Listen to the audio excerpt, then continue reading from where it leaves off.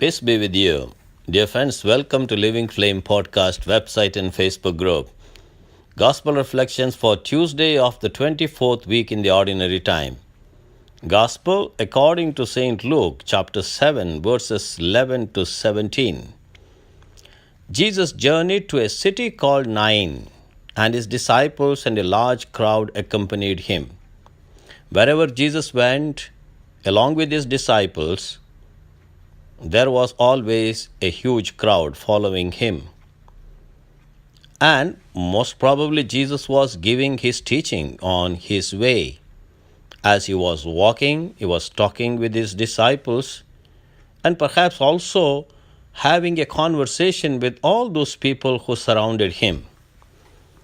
We can just imagine today when a politician goes out or a great personality walks out, people surround that personality and they start asking him questions, and that personality answers those questions. And probably that was the situation of Jesus.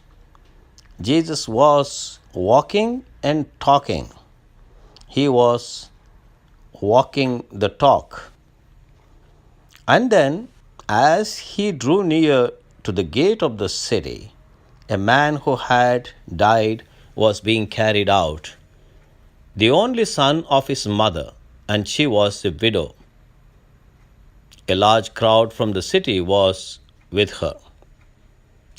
We can just visualize this particular event. A man being carried out who died. So we can imagine here two processions. One procession with Jesus, the large crowd along with his disciples. Another procession coming out of the city with a dead man along with his mother who was a widow. So these two processions meeting with each other.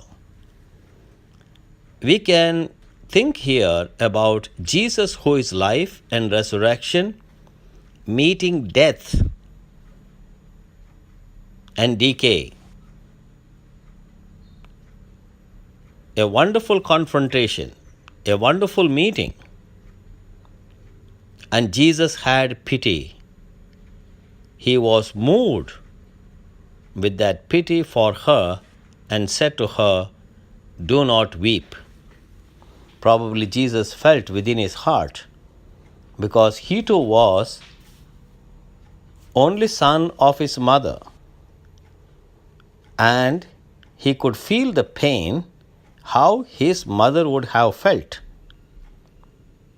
And probably at this age, Jesus had lost his father, Joseph, and his feelings were practically the same of the woman who had lost her husband. And now she loses everything with the death of her son. And therefore he says, "Do not weep." He stepped forward and touched the coffin. At this the bearers halted, and he said, "Young man, I tell you, arise." That is what I would like to comment here. Jesus meeting death.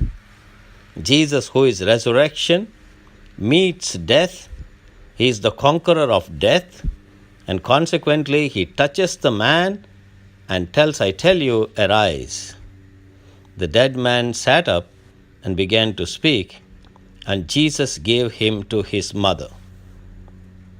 At this moment, fear seized them all, and they glorified God, exclaiming, "A great prophet has arisen in our midst, and God has visited his people." Truly, God has really visited his people in the person of Jesus, because he woke this man up from his death. Same thing happened at the tomb of Lazarus. Same thing happened to the daughter of Jairus. So Jesus proved himself to be the resurrection before his own resurrection. That means it is a clear sign to all of us that when we approach Jesus in our daily lives, The death we experience every day because of old age, sickness, and whatever, we need to feel resurrected. When we touch Jesus in the Holy Communion, through our prayers, through the sacraments, we all must experience the resurrection of Christ. That is, re-enkindling within us the power of Christ. And that is why this gospel passage must help us today to meditate on our life and also on the life of Jesus, that when Jesus enters into us, when Jesus touches us, we feel complete. That means we feel within us the power of the resurrection in spite of all our weaknesses, old age, sickness, whatever that is, bringing us closer to death. But touch with Jesus must help us to rise up and to be enthusiastic, powerful, enriched. And thus we will be capable of lighting a candle around us. We should not curse the darkness, rather, through the power of Christ, we must be able to become the salt of the earth and light of the world. God bless you.